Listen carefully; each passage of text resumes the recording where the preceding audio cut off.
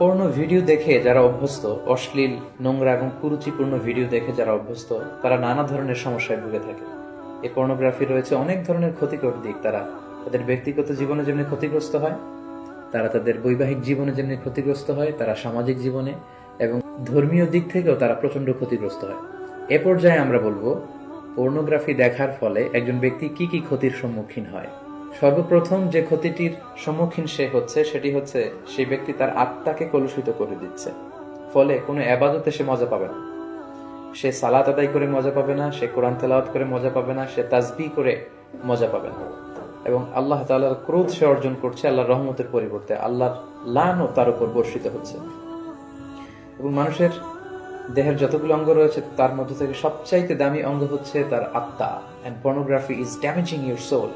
বিষ্ণু সাল্লাল্লাহু ইসলাম বলেছেন, আলা ইন্না ফিল জাসাদি মুদগা ইযা সলুহাত সলুহাল জাসাদু কুল্লু ওয়া ইযা ফাসাদাত ফাসাদাল জাসাদু কুল্লুহু আলা ওয়াহিয়াল কলব। জেনে রাখো, নিশ্চয়ই মানব দেহে একটি গোশতের টুকরো রয়েছে যেটি দেহের সবচেয়ে দামি অঙ্গ।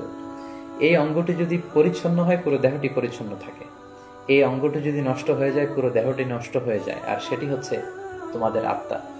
In the day of judgement আমরা যখন আল্লাহ তাআলার কাছে হাজির হয়ে যাব, আমাদের ক্ষমতা, আমাদের সন্তান, আমাদের সম্পদ কোনো কিছুই আমাদের মুক্তিকে নিশ্চিত করতে পারবে না।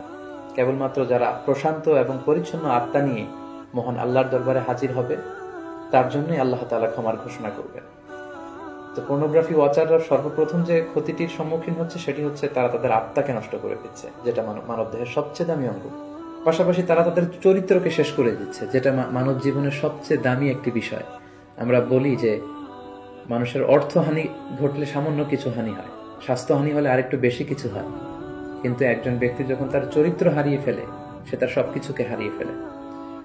পাশাপাশি যারা পর্নোগ্রাফি দেখে অভ্যস্ত তাদের স্বাস্থ্যের মারাত্মক হানি ঘটে, যেহেতু পর্নোগ্রাফি ওয়াচাররা রাতের সময়টুকুকে বেছে নেয় গোপনে পর্নোগ্রাফি দেখার জন্য। ফলে রাতের ঘুম তাদের আর হয় না, তারা ইনসমনিয়াতে ভোগে এবং একটা বিকৃত রুচি তারা ডেভেলপ করে ফেলছে মনের অজান্তেই। মহান আল্লাহ তাআলা বিবাহের মাধ্যমে, পবিত্র বন্ধনের মাধ্যমে একজন প্রাপ্তবয়স্ক নারী এবং পুরুষ তারা তাদের জৈবিক চাহিদা মেটাবে, এটাকে আল্লাহ বৈধ করেছেন।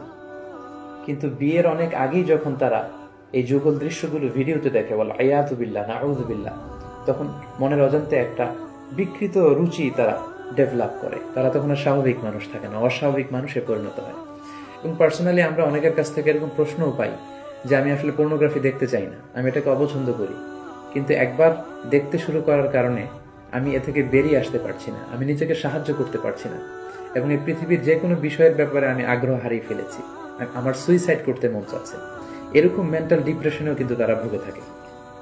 পর্নোগ্রাফির আরেকটি গুরুত্বপূর্ণ ক্ষতিকর দিক হচ্ছে এই পর্নোগ্রাফির ফলে সেক্সুয়াল ক্রাইম সমাজে বেড়ে যাচ্ছে। In every sexual crime there is a pornography behind it. কারণ মানুষ যখন পর্নোগ্রাফি দেখে এবং সেটা থেকে যখন সে স্বাদ নেয়, মজা নেয়, তখন সে তার ব্যক্তিগত লাইফে সেটাকে প্র্যাকটিস করতে চায়, যার ফলে ধর্ষণের মতো এত জঘন্য কাজকে সে বেছে নেয়, চাইল্ড অ্যাবিউজের মতো, উইমেন অ্যাবিউজের মতো জঘন্য কাজগুলোকে সে বেছে নেয়। এজন্য সমাজে যত ধরনের সেক্সুয়াল ক্রাইম দেখা যাবে, গবেষণা করলে দেখা যাবে তার পেছনে রয়েছে পর্নোগ্রাফি। যারা পর্নোগ্রাফি ভিডিও দেখে তারা দাম্পত্য জীবনে সুখী হয় না, কারণ পর্নোগ্রাফি ভিডিও দেখার ফলে একজন মানুষ উত্তেজিত হয়ে ওঠে। এবং যারা ধীরে ধীরে বছরের পর বছর এগুলো দেখে অভ্যস্ত, তারা মাস্টারবেশনে অভ্যস্ত হয়ে যায়, যেটা ইসলামী শরিয়তের দিক থেকে অনেক জঘন্য ধরনের একটি অপরাধ এবং কবিরা গুনাহ।